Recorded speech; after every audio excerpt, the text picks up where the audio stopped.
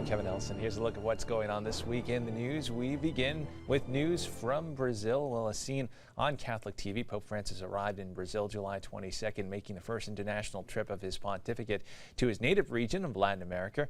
After meeting some dignitaries at Rio's International Airport, the Pope's motorcade drove 13 miles to the city's cathedral. Many times along the way, security teams had to push crowds of people away from the Pope's car. At the city's cathedral, the Pope boarded an open Pope-mobile and made a 25-minute circuit of downtown streets.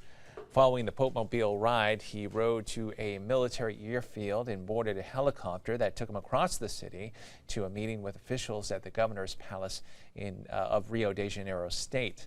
As the Pope toured the city, Brazilian television reported that on the morning of July 21st, police found a homemade bomb inside a bathroom at the sanctuary of Our Lady of Aparecida, which the Pope was scheduled to visit July 24th. The government has provided heightened security for the papal visit, with more than 28,000 police officers assigned to the World Youth Day week of events.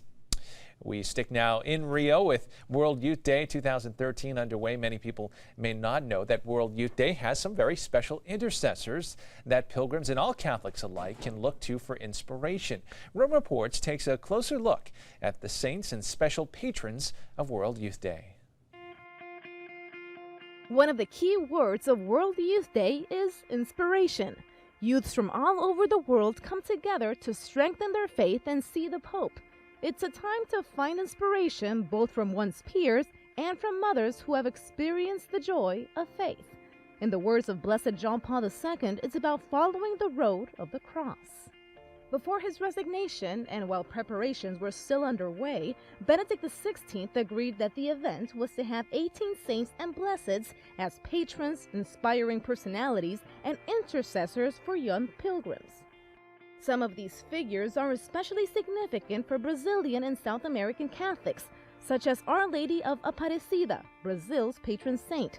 There's also Frei Galvão, the first Brazilian-born saint, and also Saint Rose of Lima, the first American to be canonized. Also on the list is Chile's first saint, young Teresa of the Andes. However, more well-known saints are also on the list. There's Saint Teresa of Lisieux, the patroness of missions, who's remembered for her complete trust in God. There's also Saint Sebastian and Saint Andrew Kim, both witnesses to the courage that lies behind faith. There are also those who have not yet been recognized officially as saints, but they're still seen as inspirational figures for youths of all ages. Among them, there's Blessed John Paul II, who established World Youth Day back in 1985. There's also Blessed Chiara Lucia Badano, who died at the age of 19, and martyrs like Albertina Birkenbrock, who was raped and killed in 1931. The list also features Pier Giorgio Frassati, who has become one of the most beloved patrons of World Youth Day. His mortal remains were brought from his hometown of Turin, Italy, to Sydney during World Youth Day 2008. And this year, the same journey is expected in Rio. By the way, before traveling to Brazil for World Youth Day, Pope Francis prayed at Rome's Basilica of St. Mary Major, asking Mary to protect and care for everyone attending the event and for all young people around the world. He spent more than 30 minutes praying before the Marian icon of Salus Populi Romani, the same icon he prayed to the day after his election to the papacy. The Pope laid a wreath of flowers near the icon and lit a candle that had on it this year's World Youth Day logo. The Basilica was still open to the public when the Pope made his unannounced and unexpected visit. He spent another 30 minutes greeting people in front of the Basilica's main altar. He also asked for prayers for his trip during his Angelus address July 21st in St. Peter's Square. And Pope Francis visited retired Pope Benedict XVI July 19th at the Vatican's Mater Ecclesiae Monastery, where they prayed together and talked about the upcoming trip. Back to Rio now. For all the pilgrims that have been there or are arriving the next few days, they are undoubtedly going to be hearing a familiar song in many different languages. It is the World Youth Day theme song, and it was composed by a Brazilian priest. Rome Reports has more from Rio.